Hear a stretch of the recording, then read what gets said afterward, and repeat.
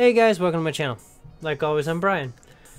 Now, instead of doing a full build video because I've got 2 builds in the process, I decided I'm going to do a bunch of short instructions to basically help you guys get the information you need and get out without having to watch a 30-minute video. So stay tuned for a series of short videos done Chanley style.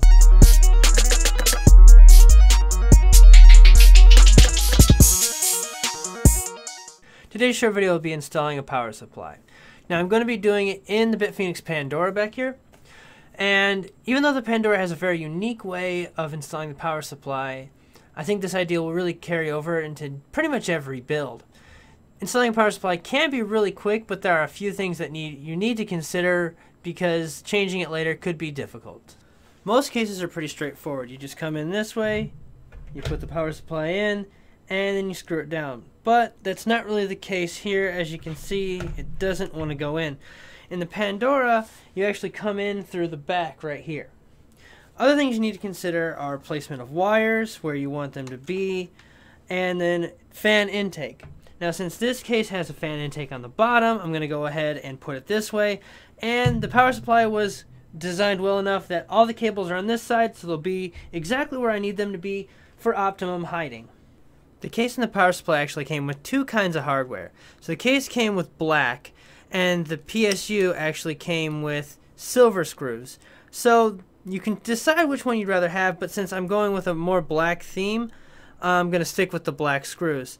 If you want something to pop out in the back of your case, silver would be a good option for you, and that's really just all personal preference at this point. Now, like I said earlier, the PSU just goes in from the side like this and sits right into place.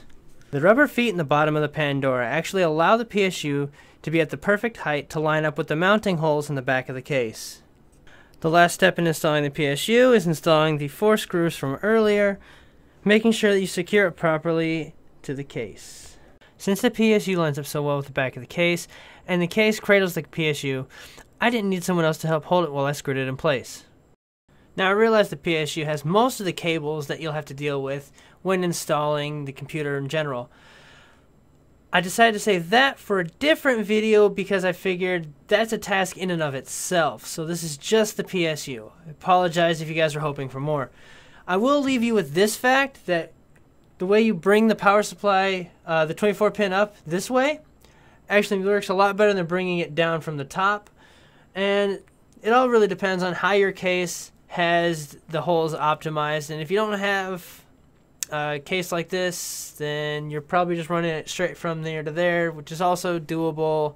And there's other ways to hide the cables, maybe in the optical drive or somewhere along the lines. It's doable, and it's really easy to make a build look clean. You just have to know how to hide the cables. Alright guys, thanks for tuning in to my short instructional video. I really hope it helped you out. If you have any other videos you'd like me to make or comments about what I've already done, please leave them in the comments below. Go ahead and check out my Facebook, my Twitter, and my Twitch. I've been posting a lot of stuff for the 2 builds I'm helping out on that aren't the ones I'm building, so go ahead and check that out on my Facebook. And this was short instructional videos done Chanley style.